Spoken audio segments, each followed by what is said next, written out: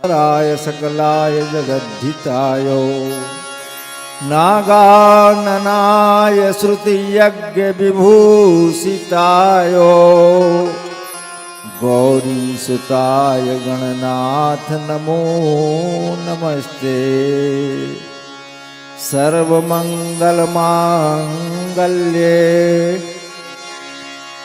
शिवे सर्वार्थ साधिके शरण्ये त्र्यंबके गौरी नारायणी नमोस्तुते। श्री गणेशाम्बिकाभ्यां नमः।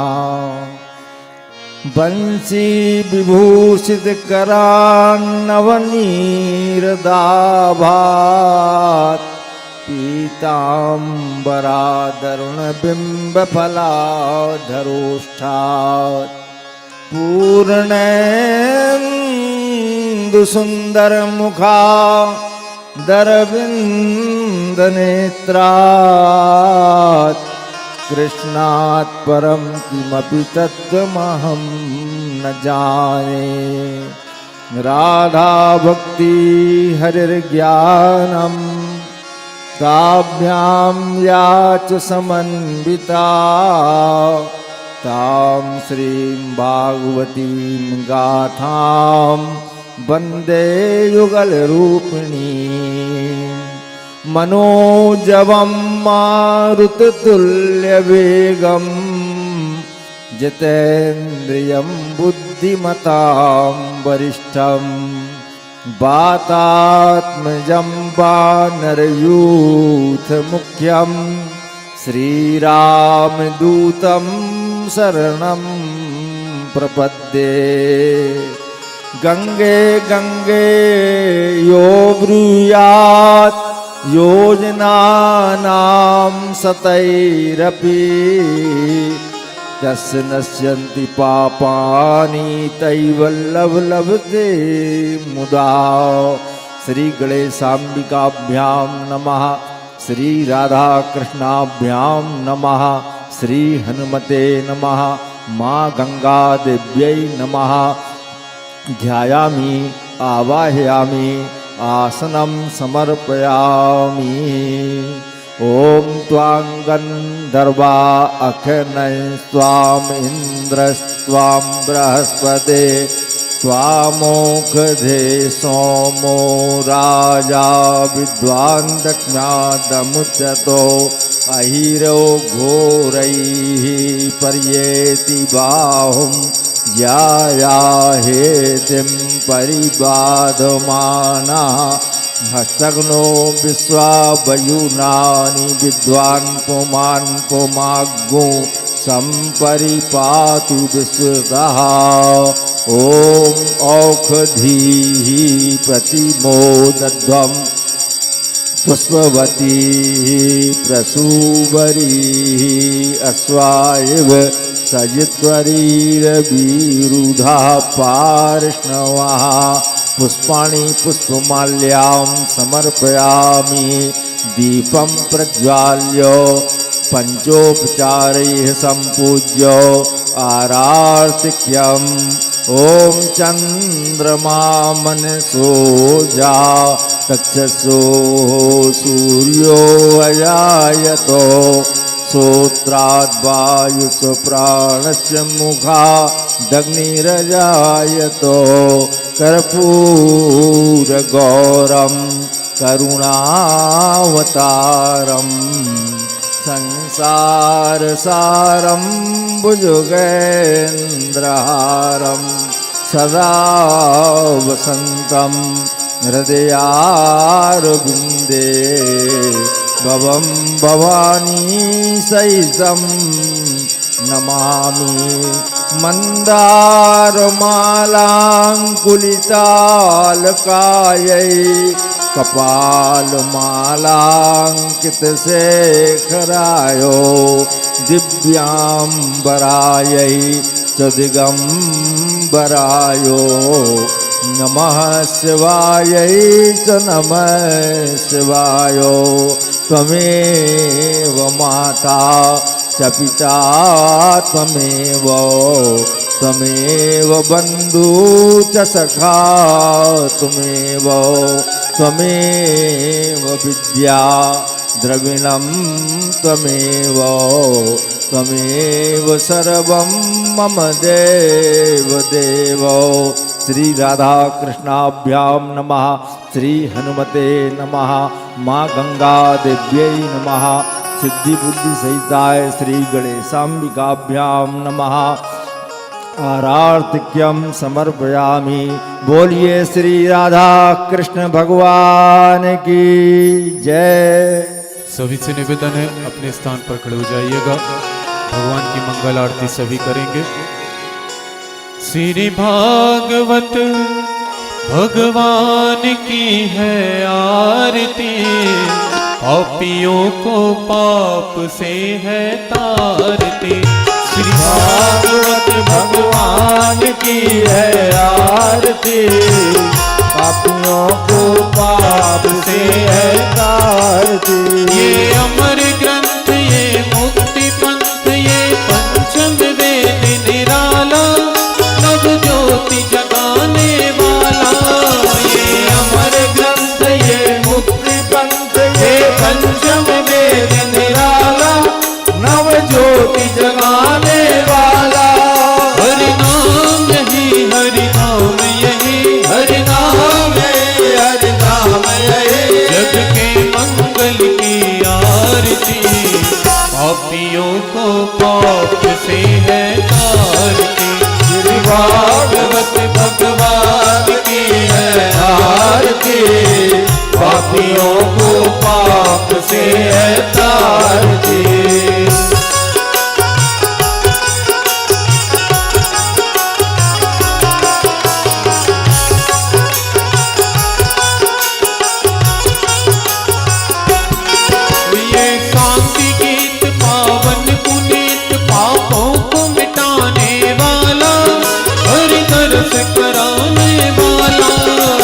शांति गीत पावन पुनीत पापों को मिटाने वाला, हरि दर्श कराने वाला।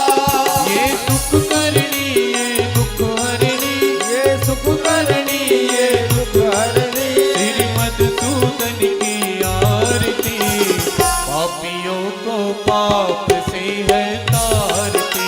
श्री भागवत भगवान की है आरती, पापियों को पाप से है तारती।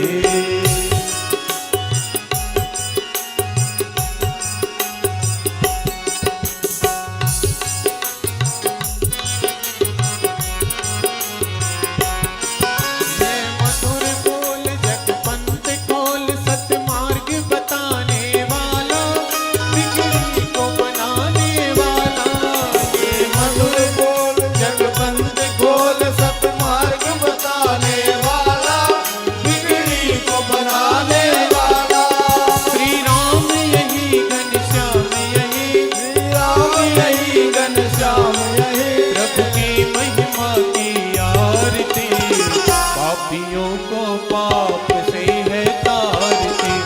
भागवत भगवान की है आरती, पापियों को पाप से है तारती। कर्पूर गौरव करुणावतार, संसार सार में बुझ के अंधेर, सदा वसंत में हृदयारि भवानी सहितं नमामि। मंदार माला मुरकाली खाय, कपाल माला कृषिकराय, दिगंबराय च दिगंबराय, नमः शिवाय नमः शिवाय। तुमेव माता पिता तुमेव बंधु सखा तुमेव विद्या कर्णं तुमेव सर्वं मम देव देव, तुमेव सर्वं मम देव देव, तुमेव सर्वं मम देव देव। बोलिए श्री वृंदावन बिहारी लाल की जय। श्री हनुमंत लाल जी सरकार की जय। सभी श्रद्धालु भक्तजनों से अनुरोध है कि अपना आसन ग्रहण करें, शांति के साथ बैठें, भगवत कथा कुछ ही क्षणों के बाद आरंभ होने वाली है। जैसा कि नियम है, व्यासपीठ का पूजन होने के बाद जो संगीत के साधक हैं, सरस्वती पुत्र जिन्हें कहा गया है, उनका सम्मान सरस्वती के रूप में वाद्य यंत्रों का पूजन किया जाता है। तो पंडित ओम प्रकाश जी वाद्य यंत्रों का पूजन करें एवं हमारे संगीत के जो साधक हैं उनका सम्मान करें। तो आइए कुछ क्षण श्री सीताराम नाम संकीर्तन के पश्चात भगवत कथा का लाभ लेते हैं। श्री राम श्री राम जय जय राम। श्री राम जय जय राम। श्री राम जय जय राम। श्री राम जय जय राम।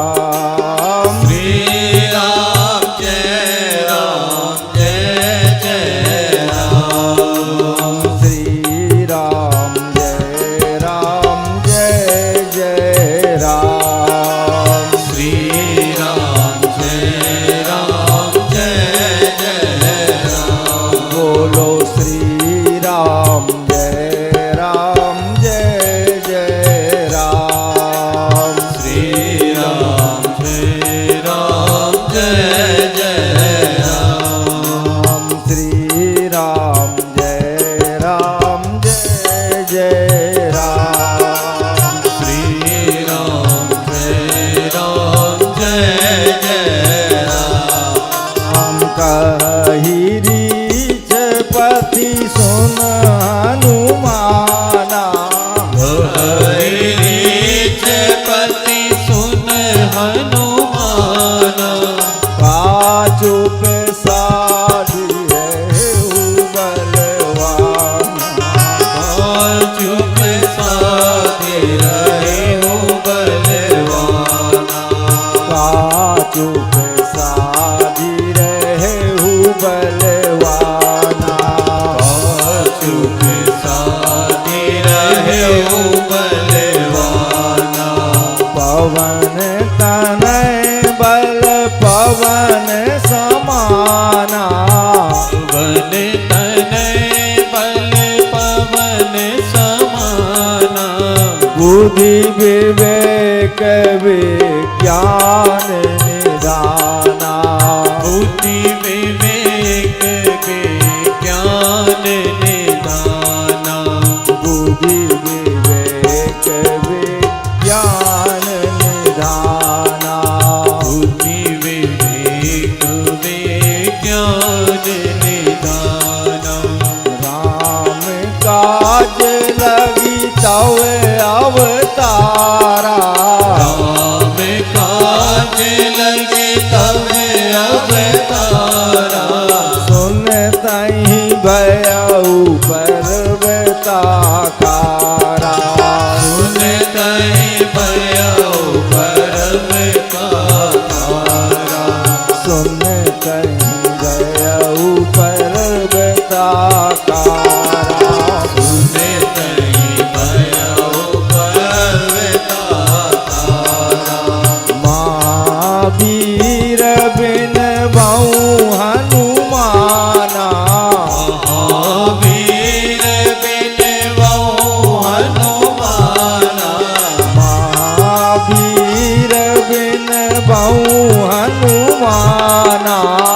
महावीर बिन बहु हनुमाना। राम जासु जस आप बखान। राम जासु जैसे आप बखाना। राम जासु जस आप बखाना। राम जासु जैसे आप बखाना। जय जय जय हनुमान गोसाई। जय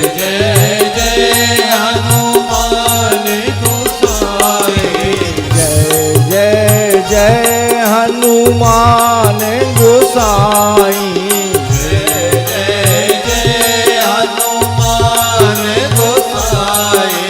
कृपा करहु गुरुदेव की नाई। कृपा करहु गुरुदेव की नाई। कृपा करहु गुरुदेव की नाई। कृपा करहु गुरुदेव की नाई। कृपा करहु गुरुदेव की नाई। कृपा करहु गुरुदेव की नाई। जय हो राजा रामचंद्र, जय हो माता जानकी। जय हो राजा रामचंद्र, जय हो माता जानकी। जय हो राजा रामचंद्र, जय हो माता जानकी। जय हो राजा रामचंद्र, जय हो माता जानकी।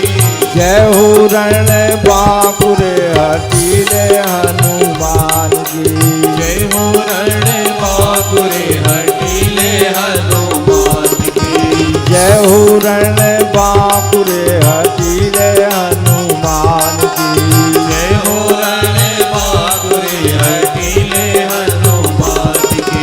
जय हो रण बांकुर हठीले हनुमान की। जय हो रण बांकुरे हठीले हनुमान की। जय हो रण बांकुरे हठीले हनुमान की। जय हो रण बांकुरे हठीले हनुमान की। बोलिए श्री हनुमंत लाल जी सरकार की। जय। गंगा मैया के पावन तट पर महाकुंभ के पावन अवसर पर श्रीमद् भागवत सप्ताह ज्ञान यज्ञ का आयोजन, जो आज से समस्त भक्तों के साथ में प्रारंभ होने जा रहा है। देखिए, सबसे बड़ी बात तो ये है कि गंगा मैया का नाम स्मरण करके सिर्फ यदि कोई कार्य प्रारंभ किया जाता है तो 100 गुना फल मिलता है। लेकिन गंगा मैया के तट पर आकर के जो कार्य किया जाता है उसका अनंत गुना फल प्राप्त होता है, अनंत गुना। और फिर ऐसी पावन बेला जो 144 वर्ष के बाद प्राप्त हुई है। अर्ध कुंभ 6 वर्ष में, पूर्ण कुंभ 12 वर्ष में और महाकुंभ 144 वर्ष में आता है। आप महाकुंभ के पावन अवसर पर ये भागवत की कथा श्रवण कर रहे हैं। आप निश्चित रूप से भाग्यवान हैं, पुण्यवान हैं। आपके पुण्य का उदय हुआ है, आपके भाग्य का उदय हुआ है निश्चित रूप से। तो ऐसी पावन बेला में, इस सुंदर व्यवस्था में आप भागवत की कथा श्रवण करने जा रहे हैं। प्राची दीदी हमारे बीच में विराजमान हैं। भगवान की मंगल आरती के बाद श्री हनुमंत लाल जी का स्तवन प्रार्थना और अब प्राची दीदी के मुखारबिंद से भगवत कथा का लाभ आपको प्राप्त होगा। एक बार जोरदार जयकारा बोलिए हनुमंत लाल जी सरकार की जय। गंगा मैया की जय।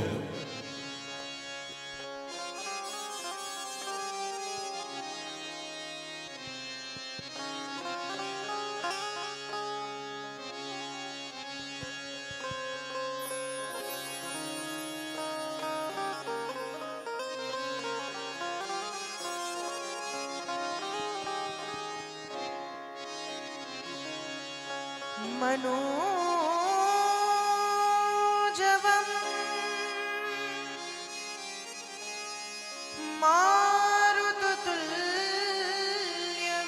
मारुततुल्यवेगम्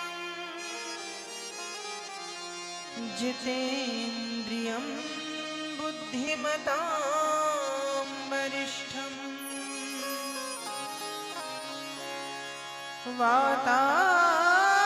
वातात्मजं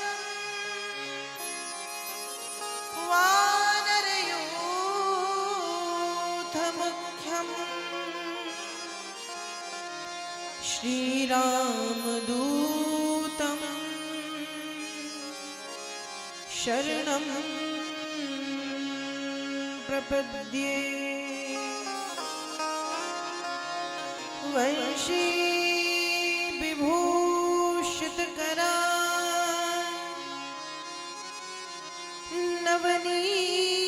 नवनीरदाभा पीताम्बरा तरुणबिम्बफलाधरोष्ठा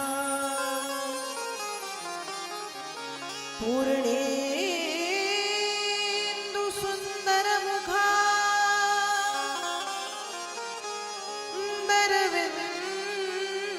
दरविन्दनेत्रा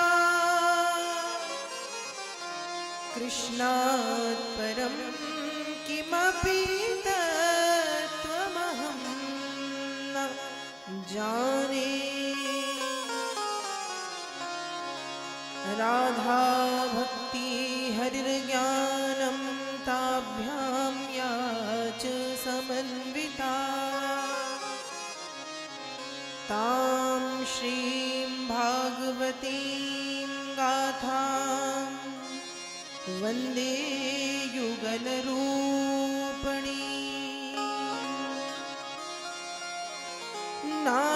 नारायणं नमस्कृत्य नरं चैव नरोत्तमं देवीं सरस्वतीं व्यासं ततो जयमुदीरये।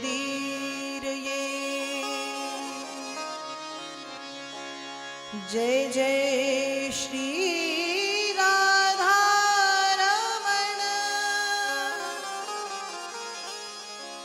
जय जय नवल किशोर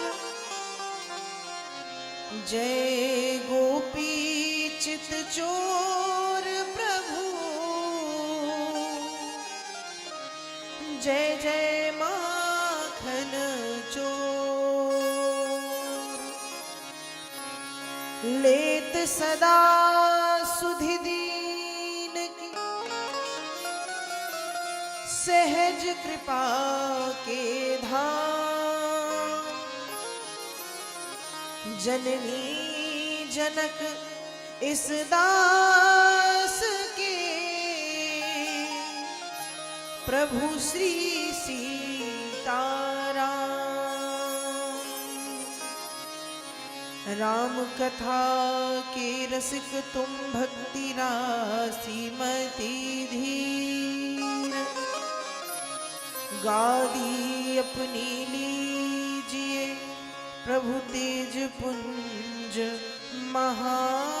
महावीर आइए हनुमंत जी विराजिए बोलिए श्री हनुमंत लाल जी महाराज की जय श्री वृंदावन बिहारी लाल की जय राधा रानी सरकार की जय नर्मदा मैया की जय गंगा मैया की जय यमुना मैया की जय तीर्थराज प्रयाग की जय श्रीमद् भागवत महापुराण की जय सुखदेव जी महाराज की जय, सब संतों की जय,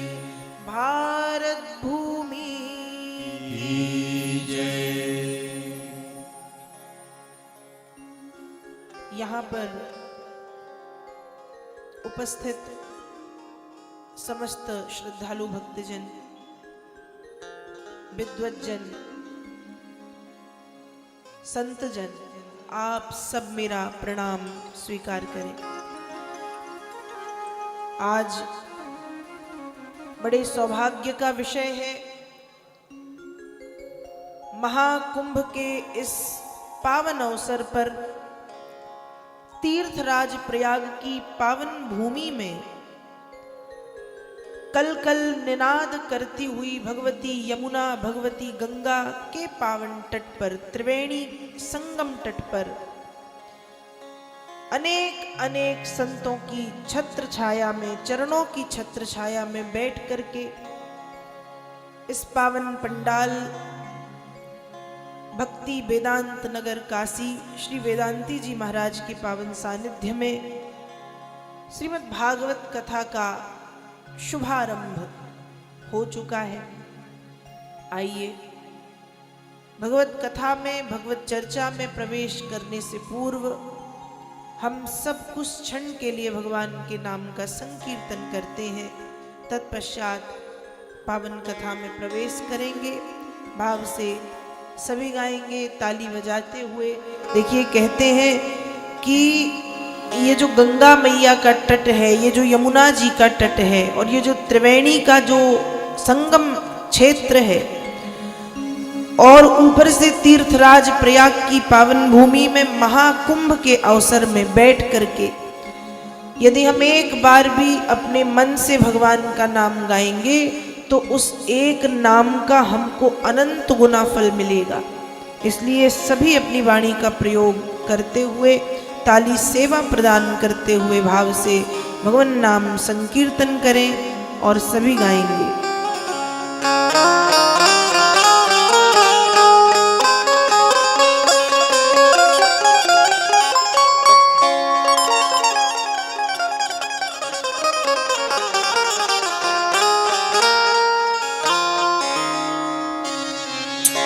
जय सिया राम, जय जय सिया राम, जय सिया राम, जय जय सिया राम, जय सिया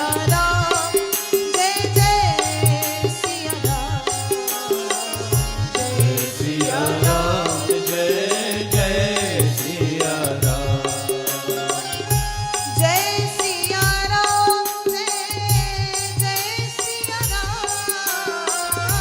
जय सिया राम, जय जय सिया राम, जय सिया राम,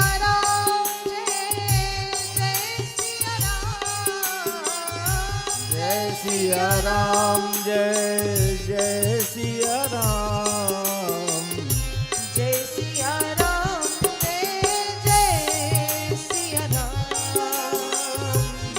सिया राम, जय जय सिया राम, जय सिया राम, जय सिया राम, जय सिया राम, जय जय सिया राम, श्री राम जय राम, जय जय राम, श्री राम जय राम, जय जय राम, श्री राम जय राम, श्री राम जय राम, जय जय राम, कौशल्या के प्यारे राम, कौशल्या के प्यारे राम, दशरथ राज दुलारे राम, दशरथ राज दुलारे राम, श्री राम जय राम, जय जय राम, श्री राम जय राम, जय जय राम, श्री राम जय राम, जय जय राम, श्री राम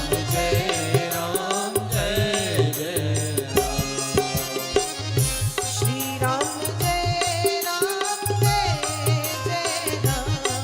कहि रीछ पति सुनु हनुमाना, कह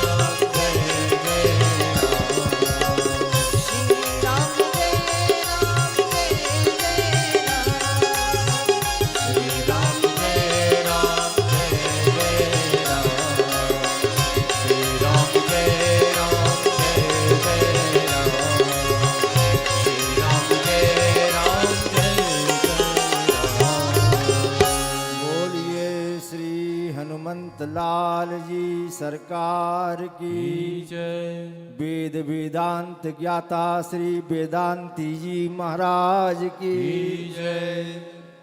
वेदांत नगर काशी तीर्थराज प्रयाग महाकुंभ की पावन भूमि में आप विराजमान हैं और हमारे बीच में भक्ति वेदांत नगर काशी के संस्थापक परम पूज्य अनंत विभूषित श्री श्री 1008 श्री वेदांती जी महाराज उपस्थित हैं। एक बार जोरदार तालियों से महाराज जी का स्वागत करें। परम पूज्यपाद श्री वेदांती जी महाराज वेद वेदांग के परम ज्ञाता हैं।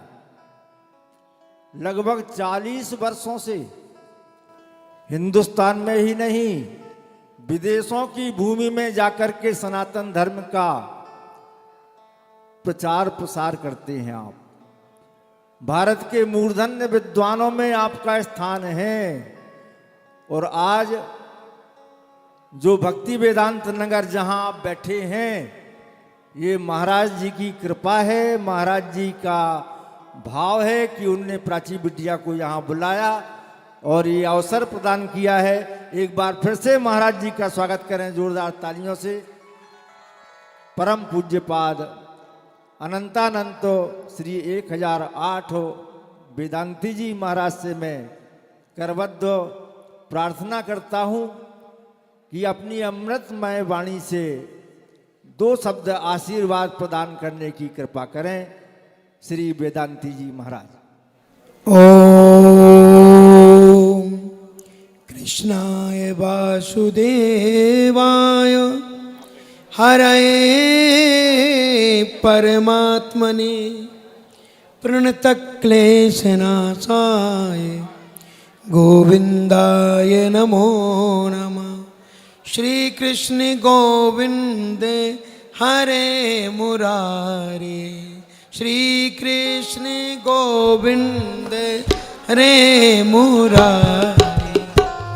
हे नाथ नारायण वासुदेवा, हे नाथ नारायण वासुदेवा।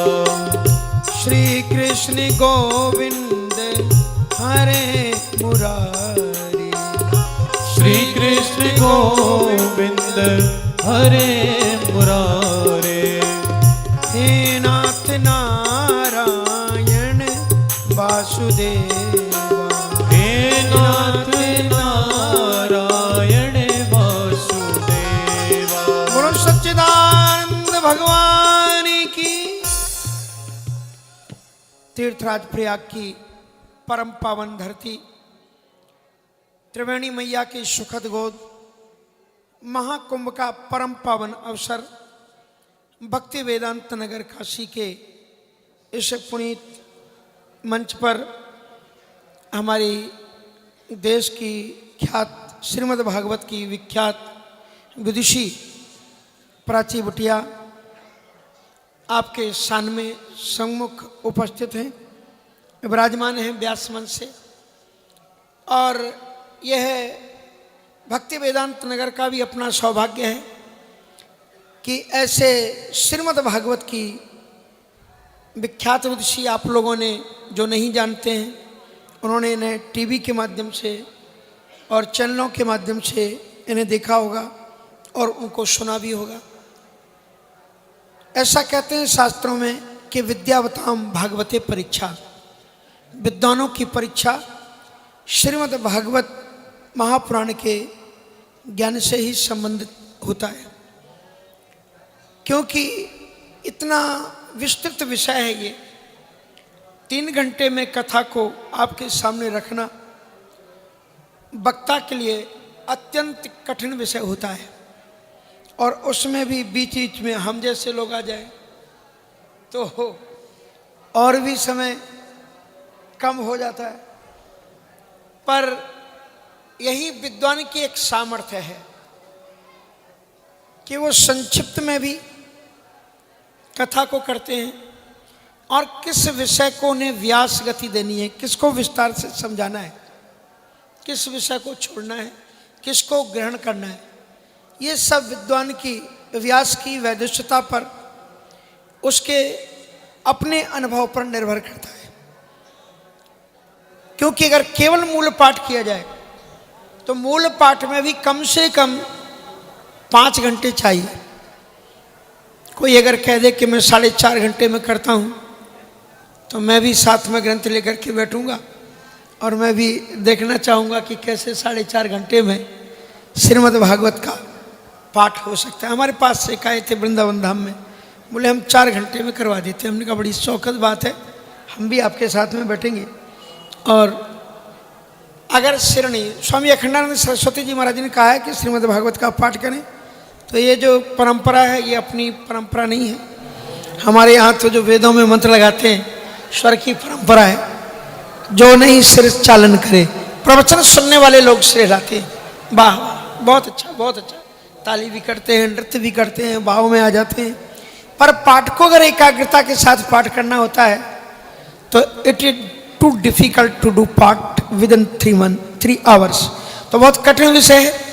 पर ऐसे कठिन विषय को आप सबके समक्ष हमारी आदरणीय व्यास विदुषी प्राची जी 7 दिन तक इस पुनीत धरती पर आपको श्रवण कराएंगी। जो इस भक्ति वेदांत नगर शिविर के में इधर उधर परिभ्रमण कर रहे हैं, तो आप जानते हैं कि एक मिनट आपका कीमती है, और जितना आप यहाँ बैठ करके कथा श्रवण करेंगे तो उसमें जो लाभ होगा, तो उसमें इधर उधर आप बैठेंगे तो आप बातचीत करोगे, इधर उधर का प्रलाप करोगे, तो आप सामने उपस्थित होकर के आपके लिए भी सौभाग्यशाली हैं। ठाकुर जी देखेंगे कि आप कथा सुन रहे हो, साथ साथ में आपके अपने इस शिविर की भी गरिमा बढ़ेगी कि भाई कथा चल रही है तो इतने श्रोता लोग उपस्थित हैं। तो अभी बाद में मैं अभी प्रभ्रमण करूँगा कि कौन कहाँ पर बैठा हुआ गप कर रहा है। तो जो जहाँ पर आवाज़ सुन रहा हो, तो सभी लोग कथा में सामने उपस्थित होकर के, कथा 12 बजे तक चलेगी, और आप उपस्थित होकर के कथा को श्रवण करें और अपने जीवन को धन्य करें। और जो श्रीमद् भागवत के विषय हैं वो तो आप श्रवण करेंगे ही विदुषी के द्वारा। तो थोड़ी सी बात इसमें किंचित मैं इतना ही कहना चाहूँगा कि श्रीमद् भागवत के संदर्भ में कभी कभी लोग कह देते हैं कि जीना सीखना हो तो भागवत से मरना सीखना हो तो भागवत जी से सीखो, और जीना सीखना है तो रामायण से सीखो। पर मैं समझता हूँ कि दोनों चीज़ों की जितनी अच्छी विधा श्रीमद् भागवत में है, ऐसी विधा आपको कहीं मिल नहीं सकती। इसमें जीना भी बताया गया है। आप देखेंगे बीच में कपिल देव देवहूति का प्रसंग आएगा, तो आप देखिएगा उनका कितना पवित्र जीवन था, और उस पवित्र जीवन के कारण उनके कैसा गृहस्थ होना चाहिए, कैसा पति, कैसी पत्नी, कैसे बच्चे, कैसी बेटियां, सब कुछ आपको इसमें आदर्श मिल जाएगा।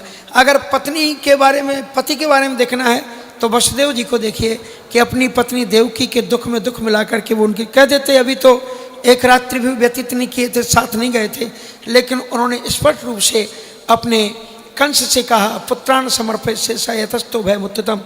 आपको, क्योंकि पति का कर्तव्य होता है वो पहले पत्नी की सुरक्षा करे, इसलिए वसुदेव जी कहते हैं कि मैं इसके द्वारा उत्पन्न होने वाले प्रत्येक पुत्र को, तो कितना बड़ा उत्सर्ग पत्नी के लिए है, पत्नात्रायते सो पत्नी। ऐसे विशिष्ट सद्गुण सभी चीज़ें, और परीक्षित के द्वारा मृत्यु आप सीख लो, किस तरह से उन्होंने भगवत श्रवण करते समय पानी तक नहीं पिया, सारी बातें आपको आएंगी। मैं केवल इतना कहना चाहता हूँ कि जो भी हमारे शिविर के अंदर में इधर से उधर घूम रहे फिर रहे, सामने बैठे कथा श्रवण करें और मंत्र का जाप करें, यही माघ मास है और यही कुंभ का वास्तविक फल है। जय श्री कृष्ण। इन्हीं शब्दों के साथ में मैं अपनी वाणी को विराम दूंगा, और साथ साथ में वो जजमान जो देवी जी के साथ में आए हुए हैं, केवल इतना ही कहना चाहूँगा कि यह आपका सौभाग्य नहीं है, परम सौभाग्य है। अर्थ तो पता नहीं कहाँ लगता है, कैसे करता है। यहाँ पर भीड़ मत देखना, मंच मत देखना, व्यवस्था मत देखना, और बस केवल ठाकुर जी को देखना और अपने गुरु जी को देखना। कहीं भी अगर आप चिंतन ले जाओगे तो आपकी एक कथा श्रवण का फल भी आपको पूर्ण मिलेगा। और इसलिए आप व्यवस्थाओं पर ना जाएं, और अपना एक एक मिनट, एक एक सेकंड कथा में और अपने सदगुरु में, जो आप जो कथा सुनाता है उस समय सबसे बड़ा गुरु वही होता है। इसलिए परंपरा है कि व्यास मंच में अगर व्यास बैठ गया हो तो ठाकुर जी भी आए या उसके गुरु जी भी आए तो वो व्यास मंच से उठ करके उनको प्रणाम नहीं कर सकते। ऐसी परंपरा है, क्योंकि व्यास में ठाकुर जी प्रतिष्ठित हो जाते हैं। इसलिए व्यासाय विष्णु रूपाय विष्णुवे प्रविष्णुवे आदि श्लोकों से व्यास की स्तुति की गई है। तो आप श्रद्धा और भक्ति के साथ में देखो, जीवन में पूर्णता तो आपको कहीं नहीं मिलेगी, कहीं ना कहीं कुछ ना कुछ कमियां त्रुटियां आपको मिलेंगी। सारी चीज़ों को विस्मृत करते हुए जब परीक्षित ने कथा सुनी, क्या व्यास जी ने जब कथा सुनी, चलो हम व्यास जी से ही बात शुरू करते हैं। व्यास जी ने जब कथा शुरू की तो कहाँ बैठे थे? क्या व्यास मंच था? नहीं था, एक वृक्ष के नीचे। और जिसने सुनी उसे पता ही नहीं हमारा व्यास कौन है। जिसने कथा सुनी है उसे पता ही नहीं हमें कथा सुनाएगा कौन। उसने तो ऋषि मुनियों के सामने कहा कि जिसकी मृत्यु सन्निकट आ गई हो उसको क्या करना चाहिए, कोई भी उत्तर नहीं दे पाया, क्योंकि गुरु और शिष्य भी जन्म जन्मांतर से आते हैं। सब ऋषियों को मालूम था कि इनको ज्ञान देने के लिए साक्षात तत्राभवत भगवान व्यास पुत्रो सुखदेव जी ही इनको सुनाएंगे। इसलिए उनके पिताजी बैठे रहे वहाँ पर, व्यास जी। वो नहीं बता सके कि भागवत जिन्होंने रचना की, मार्कंडेय ऋषि, बड़े बड़े लोमस ऋषि, तो वो जानते थे। और जो ही उनके गुरु आए और कृष्णा श्री कृष्णा शरणों की ध्वनि उठ करके खड़े हुए और फिर तत्राभवत भगवान व्यास पुत्रो, तो ऐसे श्री व्यास जी के समक्ष उन्होंने प्रश्न पूछे हैं। उनको व्यास जी के लिए कोई आसन नहीं था, कोई बैठने की जगह नहीं थी। वृक्ष के नीचे उन्होंने अपना गमछा बिछा दिया, उसमें वो बैठ गए हैं। और चरण पखाड़ने के लिए वक्ता के पास में पानी नहीं था, अपना वस्त्र गीला करके लाया, गुरु के चरणों को धो दिया। कोई जाजम नहीं बिछी थी, कोई ऊपर से छत्र छाया नहीं थी। कथा सुनी, त्रिवेणी का परम पावन तट, श्रीमद् भागवत की कथा, संतों का सानिध्य, इससे बड़ा सौभाग्य समस्त श्रोताओं का और कोई हो ही नहीं सकता। छात्रों को इसलिए कथा सुननी चाहिए कि आगे चल करके इनको इसी क्षेत्र में जाना है। तो जब भी छात्र कथा सुनते हैं, ये बच्चे कथा सुनते हैं, अगर हो सके तो पुस्तक रख लेनी चाहिए। किस वक्ता के द्वारा मुखारबिंद से कौन सी वाणी, देखना चाहिए कि उन्होंने क्या क्या कहा। कहीं पर ये बात यहाँ पर कहेंगी और अगली कथा होगी तो कभी कभी क्या होगा कि यहाँ कथा जो नहीं कह सकी होंगी, प्रसंग हो गया होगा, वहाँ पर रख देते हैं। एक जगह के वक्तव्य से किसी वक्ता के वैदुष्य को परखा नहीं जा सकता। अगर आप कहो कि ये बात तो छूट गई, ये बात तो हुई नहीं, ये बात तो उधर चली गई, क्योंकि एक जगह पर वक्ता सीमित समय के अंतराल में पूरी कथा को नहीं करता और गोविंद की जो कथा हो उसे को ही पूर्णता मान करके अपने जीवन को सौभाग्यशाली मानना चाहिए। विद्वानों के द्वारा पाठ इसलिए कराया जाता है कि जिन विषयों को, प्रसंगों को व्यास नहीं कर पाता है वो पाठ के द्वारा पूर्ण होते हैं और यजमान को पूरे फल की प्राप्ति होती है। इसलिए ऐसा नहीं सोचना चाहिए कि कम हुआ, ज़्यादा हुआ, पूरी कथा नहीं हुई, ये छूट गया, वो छूट गया।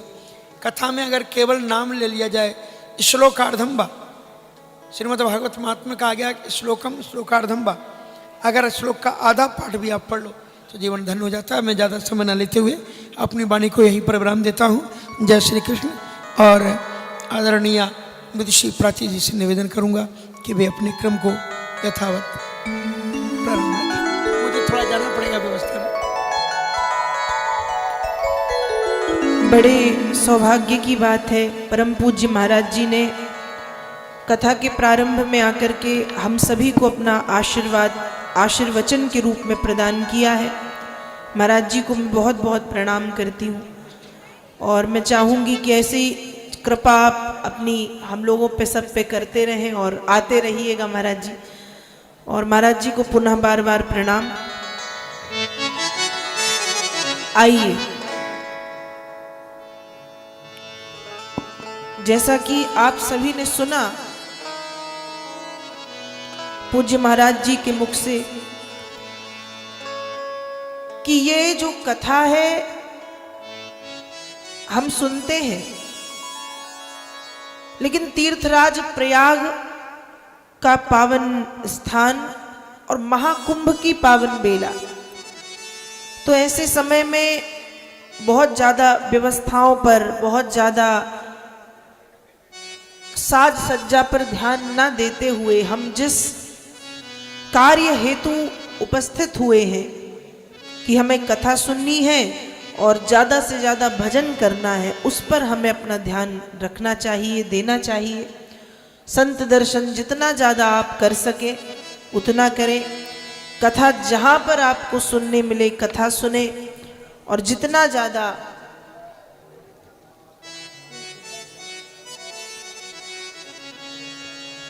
ज़्यादा भगवान का पावन नाम यहाँ बैठ कर के आप ले सकें, वो आप सबके लिए परम आवश्यक है और बहुत ज़्यादा ज़रूरी है।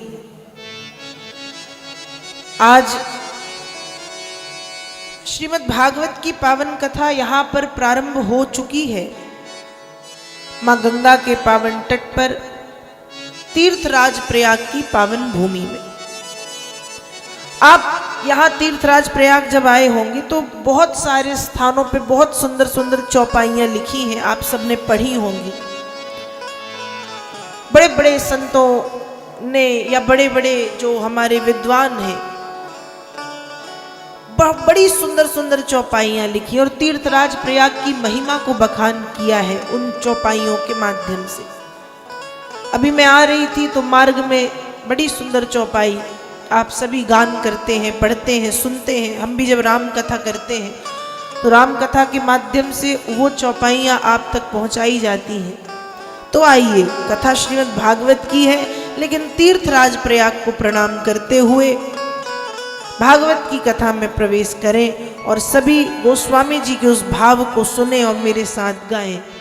अस तीरथ पति देखी सुहावा, अस तीरथ पति देखी सुहावा, सुख सागर रघुपति सुख पावा, सुख सागर रघुपति सुख पावा। देव तनुज किन्नर नर श्रेणी, देव तनुज किन्नर नर श्रेणी, सादर मज्जहि सकल त्रिवेणी, सादर मज्जहि सकल त्रिवेणी।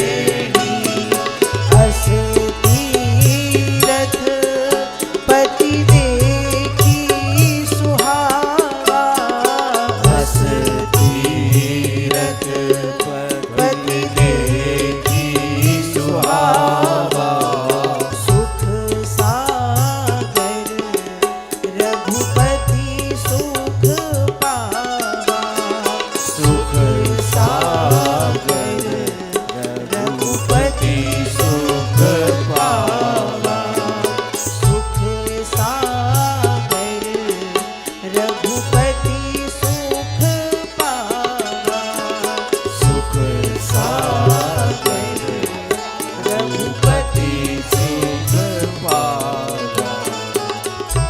तो गोस्वामी तुलसीदास जी रामचरितमानस में लिख रहे हैं कि अस तीरथ पति देखि सुहावा, सुख सागर रघुपति सुख पावा। जब राम जी ने तीर्थराज प्रयाग का दर्शन किया है तो राम जी तो स्वयं सुख के सिंधु हैं। राम जी को कहते हैं सुख का समुद्र, सुख का खजाना, सुख का भंडार, सुख को देने वाले, सुख के जल निधि हैं राम। लेकिन जब राम जी ने भी तीर्थराज प्रयाग का दर्शन किया तो सुख सागर राम जी को भी सुखानुभूति हुई। सुख सागर रघुपति सुख पावा, अस तीरथ पति देखी सुहावा। इस सुहावने तीर्थराज प्रयाग का दर्शन जब राम जी ने किया है तो राम जी भी प्रसन्नता के आनंद के अतिरेक में समा गए और बार बार प्रयागराज को राम जी ने प्रणाम किया है। राम जी ने पूजन की है यहाँ पे आके तीर्थराज प्रयाग में। और तीर्थराज प्रयाग की ये पावन भूमि कैसी है? कहा देव धनुज किन्नर नर श्रेणी। कौन कौन आता है यहाँ पे? यहाँ हम और आप बस नहीं आते, देव देवता आते हैं, धनुज दानव भी आते हैं, किन्नर किन्नर आते हैं, नर मानव आते हैं, श्रेणी सभी आते हैं, बड़े बड़े संत महात्मा आते हैं। और किस रूप में कौन कहां पर आके बैठा है वो हमको भी नहीं मालूम। इस प्रयाग क्षेत्र में, इस महाकुंभ की पावन भूमि में किस रूप में कौन देवता, किस रूप में कौन बड़ा हिमालय का तपस्वी बैठा है हमको भी नहीं पता। इसलिए इस प्रयाग की भूमि में जब आप चलें तो उस धूल को अपने माथे से जरूर लगाइए। पता नहीं कब भगवान शंकर रात में वहां से निकले हो, कब ब्रह्मा जी के संत के रूप में आ गए हो, कब नारद जी वीणा बजाते हुए निकल गए हो, कब कौन देवता, कब कौन ऋषि, कब कौन सिद्ध तपस्वी, कौन श्रेष्ठ संत उस भूमि से चल करके गया हो। इसलिए जब भी प्रयाग भूमि में आप इस समय महाकुंभ के अवसर पर विराजमान हो या आए तो उस भूमि की धूल को, उस रज को अपने माथे से जरूर लगाइए। पता नहीं किसके चरणों की धूल हमें प्राप्त हो जाए। आप देखिए चारों तरफ साधु संत महात्मा बड़े, जिनको शायद हमने कभी देखा नहीं, पता नहीं कहां से आते और कहां चले जाते, समझ में नहीं आता। ऐसे ऐसे श्रेष्ठ संत तपस्वी यहाँ पर विराजमान हैं। और ऐसी तीर्थराज प्रयाग की पावन भूमि में बैठ करके श्रीमद् भागवत की कथा सुनने का अवसर हम सभी को मिल रहा है। एक तरफ यज्ञ नारायण का पावन कार्य चल रहा है, दूसरी तरफ अनेक अनेक साधु संत महात्मा, तीसरी तरफ त्रिवेणी संगम और श्री हनुमान जी महाराज, लेटे हुए हनुमान जी महाराज भी यहाँ पर बड़े दिव्य दर्शन होते हैं।